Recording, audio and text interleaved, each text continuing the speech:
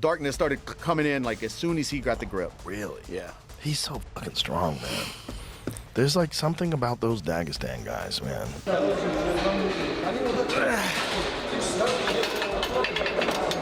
Пошли, кто следующий был?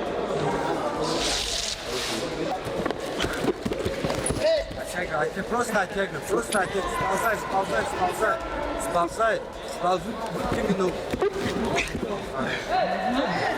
Joe Rogan was stunned by how noticeably bigger Islam Makhachev looked heading into camp for the Ian Gary fight. UFC тебе заслужить надо. Так не даем, чуть-чуть осталось,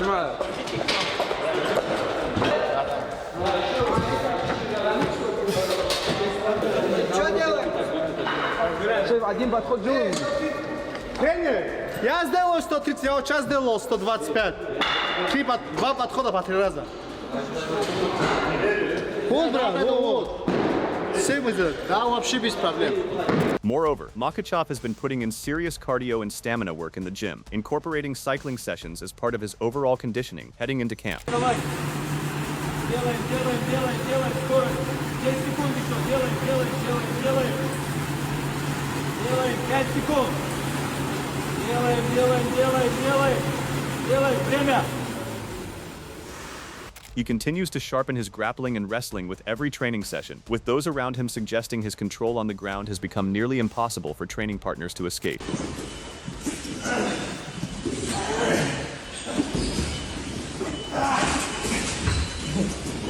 Поспешил ты со съемками, мне кажется. Одной рукой. Поспешил со съемками, Жамблат.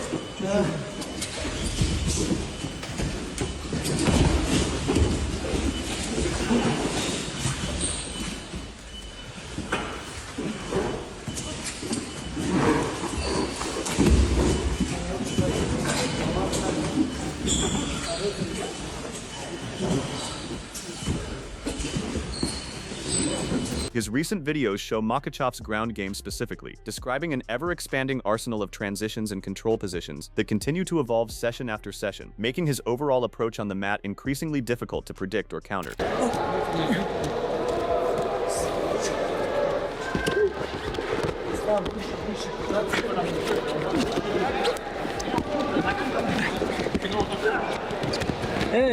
Мне нормально, если балл я не отдам, взять не обязательно.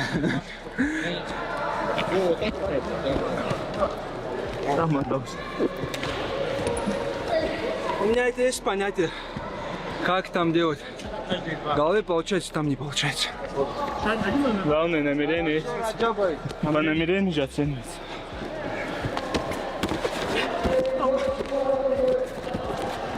On his approach to preparing for Gary, his coach Javier Mendez dismisses talk of a specific round prediction as little more than marketing, emphasizing that his fighters always train for a full-length battle rather than chasing a particular finish. He had a prediction. This is his prediction about the scenario with Islam Makhachev.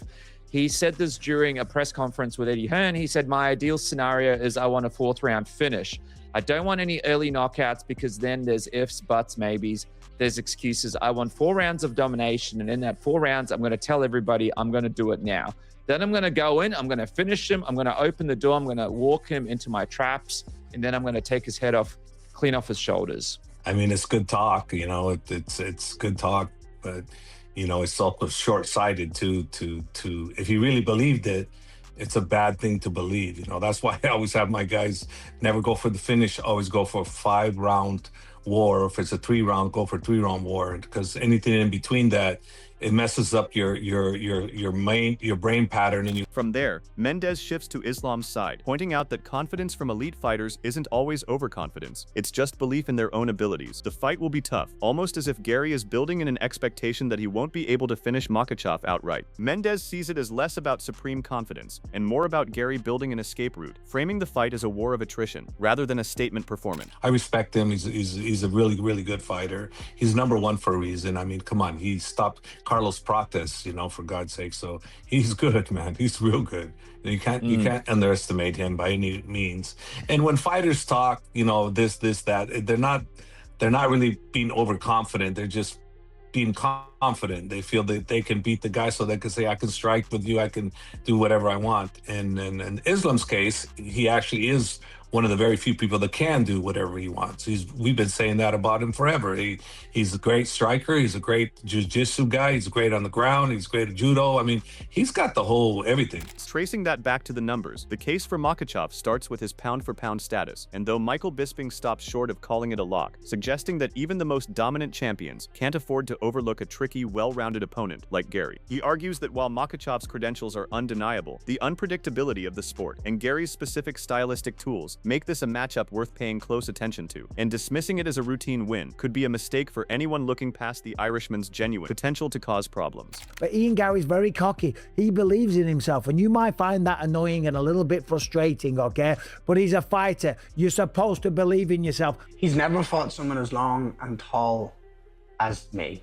He's not fought someone as fast as me. He's not fought someone who has the distance management, the boxing capabilities, the head movement that I did, but also the takedown defense. He might get me down. I hope he does, because I want to prove to the world that he can't submit me. I don't care if he's an internationally recognized master of Sambo or not. I'm going to bounce him on his skull and I'm going to take his title. Weighing in on Gary's chances, Bisping highlights the Irishman's reach, movement, and striking as legitimate threats to Makhachev's game plan, though he leaves the full tactical breakdown for the broader discussion. The implication is clear. Keeping the fight standing isn't just Gary's best path, it's the only one that gives him a real shot at pulling off the upset. He notes that while that's easier said than done against a wrestler of Makhachev's caliber, Gary's confidence and composure in past fights suggest he's the kind of fighter who won't be rattled by the moment, and that belief in his own striking could be the difference between surviving and thriving on the biggest stage of his career. If he can get a hold of Ian Gary and take him down, yeah, it's probably going to be easy. Ian will struggle to get back to his feet, and I don't think he can match Islam in terms of jiu-jitsu or submission grappling, okay?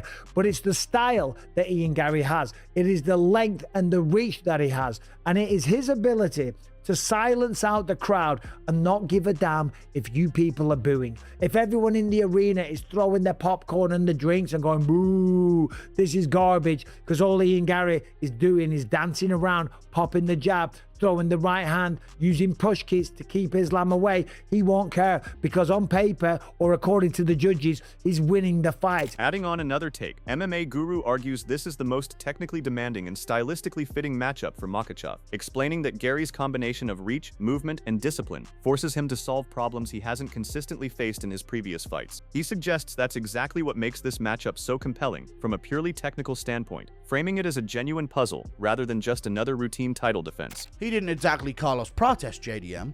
Okay, and this is interesting to see Gary get the shot over Prates and Morales, because there were rumors that it was going to be Morales.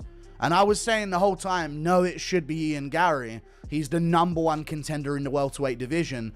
He's the most proven out of any of the contenders. I'm sorry, Morales just beat Sean Brady and clobbered him because he's an imp for the division. That doesn't really prove much to me other than finishing potential. And Prates got schooled by Ian Gary when Gary stepped up on short notice. So I do think they've picked the right contender for this defense for Makhachev. Furthermore, he notes that Gary is young, athletic, and has shown clear improvement over the course of his career, pointing to that continued development as a real factor working in his favor heading into this fight. He suggests that trajectory alone makes Gary a genuinely different challenge than some of Makhachev's past opponents, given he still appears to be growing into the peak of his abilities rather than having already plateaued. Ian Gary's very athletic. Yes, Shavkat Rakhmonov got him down in the fight, but Shavkat pre-ACL tear, listen, Shavkat pre-ACL tear was quite a formidable foe, all right? And Ian Gary's only going to be learning from that. He's a young fighter as well. I don't think he's 30 yet. He might already be, but he's a very young man. Like, he's not reached his prime whatsoever. And that Prates performance on short notice, not to mention in the Shavkat Rakhmonov performance, he stepped up on short notice there as well. And he took Shavkat's back in round 5. I'm flipping the script. This reeks of an underdog win. And you know what f***ing annoys me? Looking at the stylistic puzzle, MMA Guru makes a case that Gary's range, movement, and height could make him a more difficult target for Makhachev than most assume, though he stops short of calling it a winning formula. He leaves the door open for the Irishman to challenge the champion in ways that past opponents simply haven't been able to. While he stops short of picking Gary outright, he makes it clear that this isn't a mismatch on paper, and the Irishman's physical tools give him a genuine shot at making this fight far more competitive than the odds suggest. I'm going to go with Ian Gary, dude. I think he's going to be too elusive on the feet. I don't think Makhachev's going to be able to kick at range against him and do that effectively. And I think it's big danger for Makhachev on the feet, man. At range? Listen, against JDM's the same size as Makhachev. Maybe a slight bit taller than him, but they're about the same frame, same size. Makhachev went to the legs of JDM, you know, knowing that he was going to have that stance. And we've seen that, you know, JDM's low kick defense isn't what it's all cracked up to be. So that was kind of like a, you know, in hindsight now we know when it comes to Makhachev against JDM. Weighing in on Gary's skill set, Mendes acknowledges the Irishman's speed, striking and scrambling as legitimate threats, though he stops short of calling them enough to beat Makhachev, suggesting instead that the champion's vast experience against every style imaginable leaves him unfazed by whatever Gary throws his way. While Gary is dangerous and deserves respect, Makhachev has simply been there before, and that experience, combined with his wrestling base and fight IQ, makes him the kind of problem that a rising contender like Gary may not be fully ready to solve. But we'll be prepared for him, and we're not underestimating him. We'd be foolish to do so because he's very tricky. He is long and he's fast. He's got good, you know, he's got fast hands, fast kicks, and, you know, he's got decent takedown defense too, you know, so he's always scrambling too. So he's not going to be easy, but I'm just saying Islam has seen all of this before. So it's not like we're meeting somebody that we haven't met in sparring gym, or actually he hasn't sparred anybody like that in a real fight. He has. So we're fine. We're going to be fine with him. As long as we're healthy and the Islam that I have, that's who he is right now, we'll be fine. Shifting to the psychological side, the discussion highlights Makhachev's playful jab at Gary, comparing their fight to a low-rent version of the McGregor-Khabib rivalry, though the full weight of that comment lands differently when you consider Mendes's insistence that Makhachev's mindset is among the strongest in the sport, a quality that no amount of trash talk can easily shake. He suggests that Gary's attempts to rattle Makhachev are likely wasted energy because the champion's mental fortitude is exactly the kind of quality that doesn't crack under pressure. It's interesting because Ian Gary tries to get into people's heads, but I feel like Islam Makhachev might have one of the strongest mindsets in the sport. He does. It seems like he's got a real sense of humor and isn't afraid of having a laugh at his own expense and doesn't really mind people saying stuff. He doesn't. He's incredible. He's one of the strongest. He is the least person that I've ever had to work on the mindset, the very least. I mean, only thing I really do with him is, I say, great job. That's the right way of thinking. I mean, I find myself doing that more with him than anything. I mean, don't get me wrong. I've been working with him since 2014. Now for the hardcore MMA fans in the room, Shale offers a reminder that takedown defense is only half the battle, because even if Gary stuffs a few shots early, the real question is what happens when Makhachev actually plants him on the canvas. He points to Gary's scrambling as a potential lifeline in this fight, but warns that even the best get-up artists start to slow down when they're forced to do it over and over against a guy who chains wrestling with submission threats. And if you've watched Makhachev's fights, you know he doesn't just hold you down. He makes his opponent work. He makes him carry his weight, and he waits for that moment when the get-ups start getting slower, because that's when the real finish presents itself. Now, I would argue for you that getting out from the bottom is more effective than being able to stop somebody's takedown. That's a loose argument. Maybe I even say it to get your attention to then make my point, but if you want to stop a wrestler from taking you down, get up 3 times.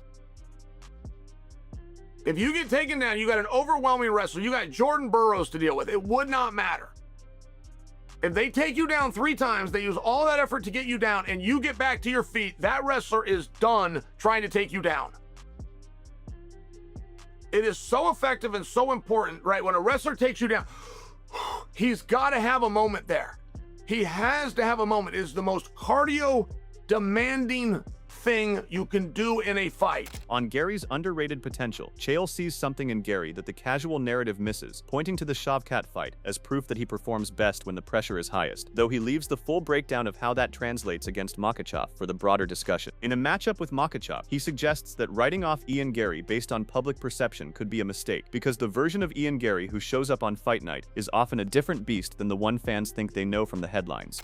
Ian Gary also, here's the problem with Ian. He's better than he thinks he is.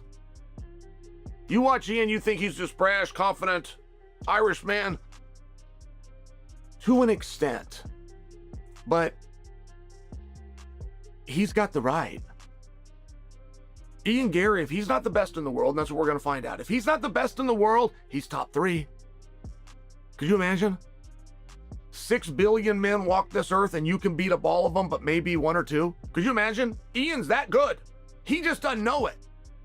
I remember when Ian broke into the top 15 and he went and tattooed 15 on his body. I remember looking going, oh, he thinks that's an accomplishment. And for most people it would be. But I remember thinking, he doesn't know. He doesn't know he's one of the greats. Shifting focus to Gary's case, the underdog tag doesn't tell the full story. His movement, speed, and reach make him a tricky puzzle early on, and his work on submission defense could be the difference in those critical moments. Though whether that's enough to hold off Makhachev over 5 rounds is the question everyone's waiting to see answered. And while the public perception might paint him as a heavy underdog, those who've watched his evolution know that his length, footwork, and ability to manage range could keep the fight in his wheelhouse longer than many expect. But JDM does not run on his bike like Ian Gary does. Ian Gary will be very difficult to track down. His legs are also twice as long, so there's a lot of leg to grab. It'll be very difficult, I think, in the beginning to try to track. This is my concern, and obviously you all know that I'm an Islam homer. My concern is that the speed and the movement is going to kind of frustrate Islam a little bit. And if he goes and reaches, there could be something that he catches on the way in. That's all that concerns me. And I said this to John Morgan as well, once this fight hits the ground, it's over. I don't think this fight gets past. If this fight hits the ground in the first round, it doesn't get out of the first round. Well, you think he subs him? I don't think he gets subbed. I think Ian Gary's working his dick off with jiu-jitsu, and he's at Charles Oliveira's gym. What the hell's that? Shooter box. He's at Shooter box. He's training his ass off. I don't think he gets subbed. Shifting to the ground game, the hosts see a clear path to a quick finish for Makhachev if he can get the fight to the mat, though they stop short of guaranteeing it. The implication is that Gary's submission defense may not be ready for the level of control and pressure the champion brings once the fight hits the canvas. If Gary manages to stuff a few takedowns early, the cumulative threat of the ground game will force him to fight defensively on the feet, compromising his striking and opening up the very entries that Makhachev needs to get the fight where he wants it. Once the fight hits the ground, I don't think it gets out of the first round. I think he subs him with the side choke, or he subs him. Yeah, he subs him with a side choke. I think Ian Gary gives his back to get up. That's even worse. I think that he'll just get to the back, control the position. I think he'll work for a finish. I don't think Ian Gary has the submission defense enough for Islam. Look, he's been able to sub guys that have better credentials than him on the ground, than Ian Gary on the ground, like all of them. Oh yeah, Dustin Poirier's got better credentials on the ground. Yeah, the belts are almost fake. Moicano's got better credentials. Charles Oliveira's got better credentials. These guys have had submission wins over world-class jiu-jitsu guys as well as world-class MMA guys.